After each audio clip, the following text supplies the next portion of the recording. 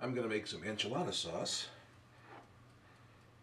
It's a red sauce for enchiladas, pretty self-explanatory. You can use it for other things as well, for burritos, tacos if you want to, but primarily it's used for enchiladas. So I've got this little pot here heating up pretty well, and I'm going to use approximately 4 tablespoons of oil.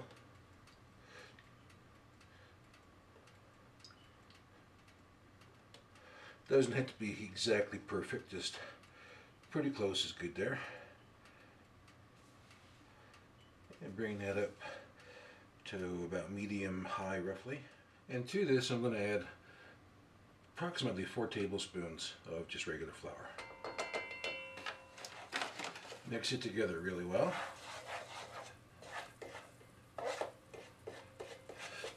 Try to get all the lumps out. Let it cook for maybe a minute. Try to cook out some of that floury flavor that's there.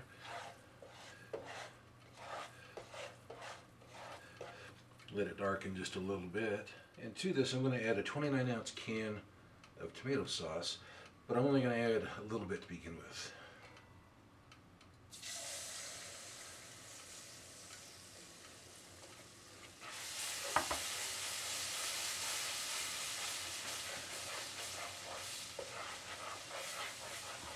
And add a little more.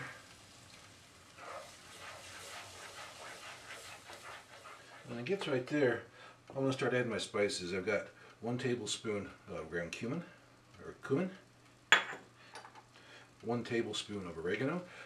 On these, give it a little crush between your fingers. It'll help bring out the flavor better.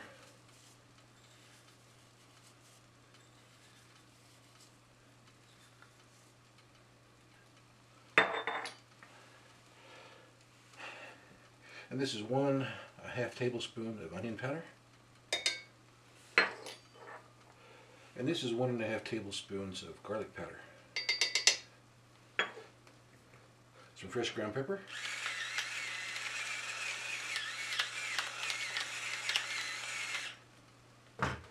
Good pinch of salt.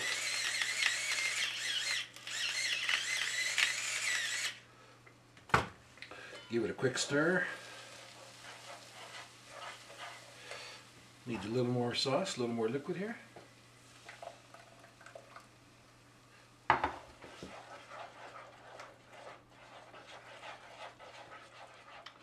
Go ahead and add the rest of the tomato sauce. I like to mix it a little at a time, that way it helps to incorporate the spices a little better. And give it a good mix.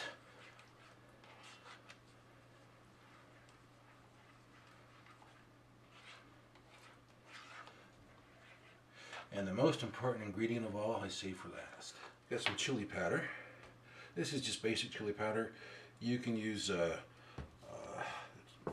there's all kinds of different chili powders out there and different chilies. You can use whatever you like best. With 1.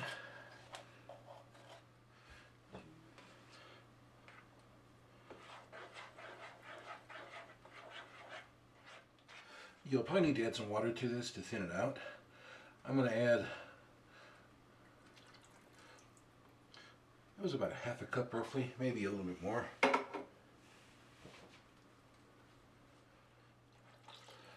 About 1 more.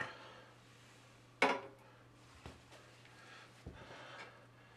cup of water there. It's about 1 cup altogether, roughly, maybe a bit more than 1 cup.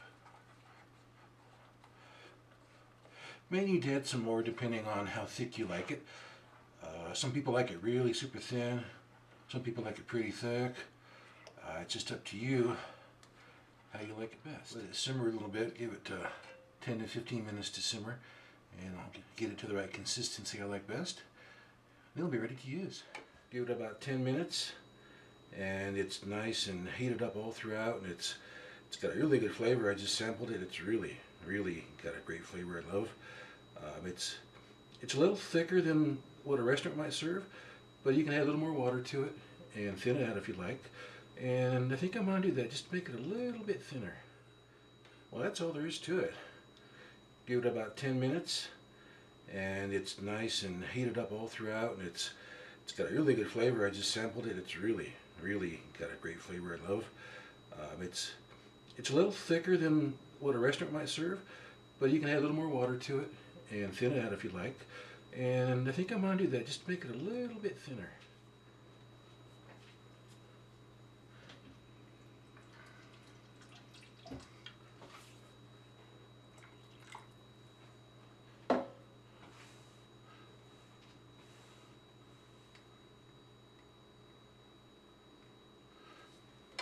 The longer you let it sit and simmer, the thicker it'll become as moisture is removed from it, from the heat. So you may want to add a touch more water to get it to your preferred level of thickness or thinness. So good stuff. Definitely Cook and Gobble good. See you next time on Cook and Gobble video.